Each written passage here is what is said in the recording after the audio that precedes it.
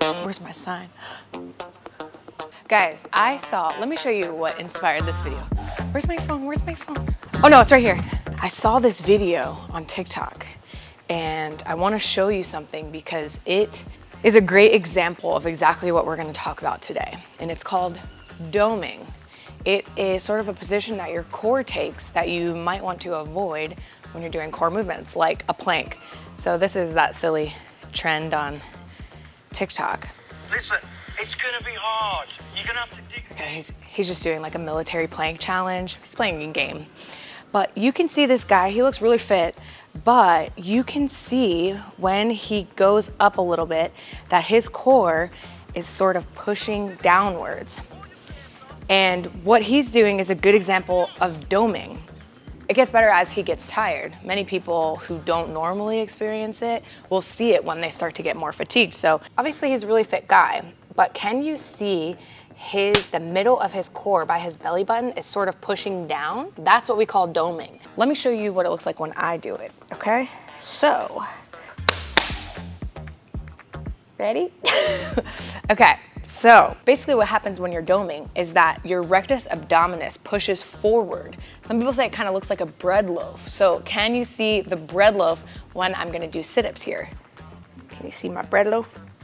Oh, it's better bread loaf whenever I'm on the way down. My RA, my six-pack muscles are pushing forward, and that's not a terrible thing. But what it's a sign of is that my deep inner core muscles aren't firing as hard as my RA. That's why they're bulging out. This is called doming. And it's not something that's necessarily gonna hurt you unless you have some core dysfunction symptoms. But the TVA is a sheath of muscle that connects in the spine and connects in the linea alba, which is in between the six-pack muscles. That TVA isn't firing and the rectus abdominis is taking over, so it's bulging forward. In today's video, I'm gonna show you how to avoid this and how to cue in all your exercises so that you don't notice that symptom of doming, and when you're working out your core, when you're doing some core exercises, everything is firing so that you get stronger, your core gets stronger, and maybe you'll start to see more ab development as a result of all of your muscles firing together. Usually we learn about doming in the context of postpartum training and prenatal training. That's because your abs and your core muscles are just getting so stretched out and lengthened through the process of pregnancy. But anyone can experience doming, and it's something that I can look back at core exercises of me doing far before pregnancy, and I can notice symptoms of doming. Let me know in the comments if you've ever noticed this about yourself.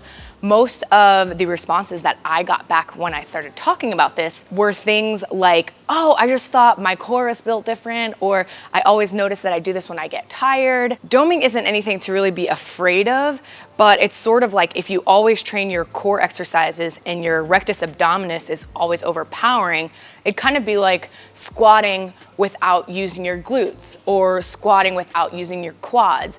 You want to make sure that all of the muscles involved in the movement are helping you complete that so that you're training the entire functional core. You're getting stronger at the movement and all the muscles involved are working together. I want you to make this sound with me.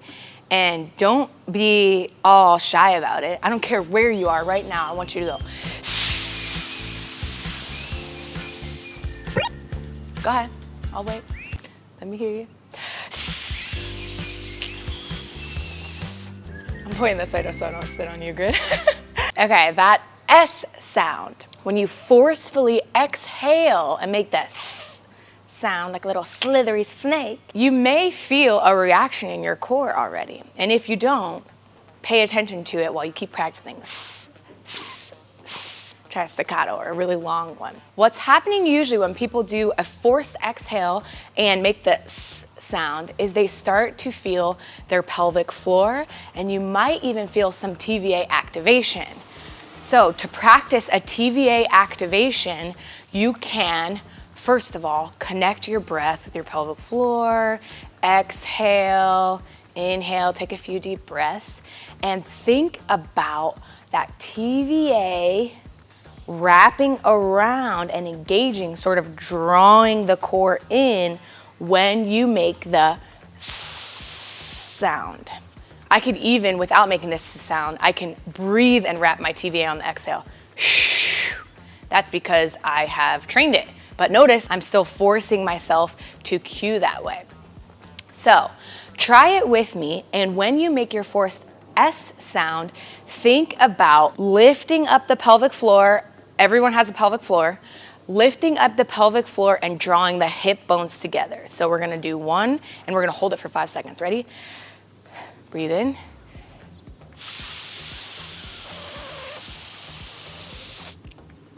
Hold it. Now think about drawing the center of your TVA in. Hold it. Now think about knitting the ribs together. Hold it for 5 more seconds and let it go. Boom. That's called an ab wrap waterfall.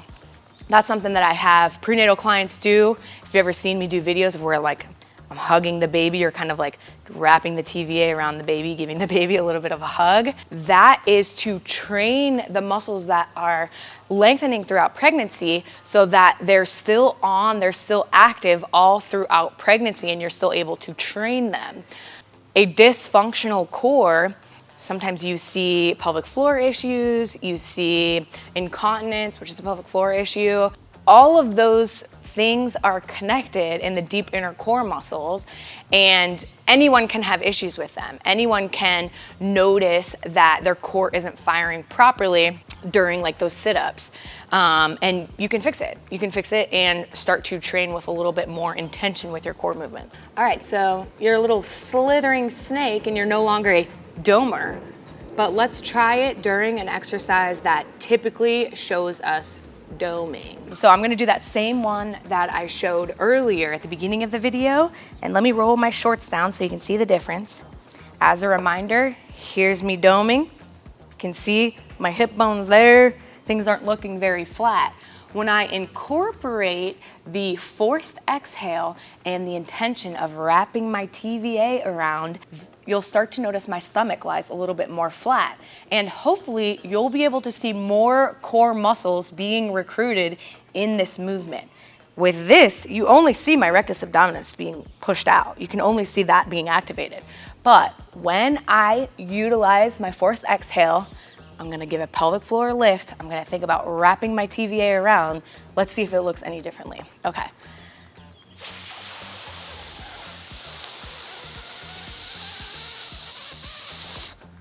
Did it look differently? Good, you notice the difference? Okay, let's come back up.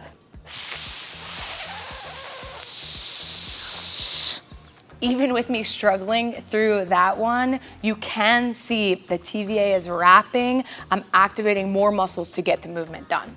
At the intro where I showed you guys the video of the guy doing the military plank challenge, I mean, a challenge is hard to judge just because he's just trying to get through the challenge.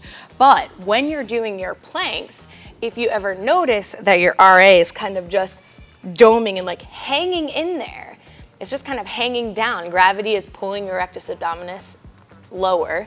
So can you see it? You can probably see it really well from this angle. Can you see it? Yeah. Just hanging there. So the difference would be, I do my forced exhale, and I can hold it while breathing. Does that look any differently? Yeah, it's gone. Yeah. You'll notice that your core movements may feel a lot more difficult, and that could be just with years of not really activating your TVA or intentionally activating your TVA. You might just need to train it a little bit harder. That's the end of this video, you guys. Don't be a DOMER, okay? It's not the end of the world if you are. It's a relatively easy thing to fix, and it's something, if you get your breath and that sound done, you can probably fix any doming. Hopefully that means your core movements can get stronger, your core looks more jacked, which is what we always want on this channel, and hopefully that carries through some of your big lifts if you're a power lifter, if you're training for general strength purposes. Hope you guys enjoyed this one. If you have any questions and need me to elaborate on anything, just let me know in the comments below. Bye!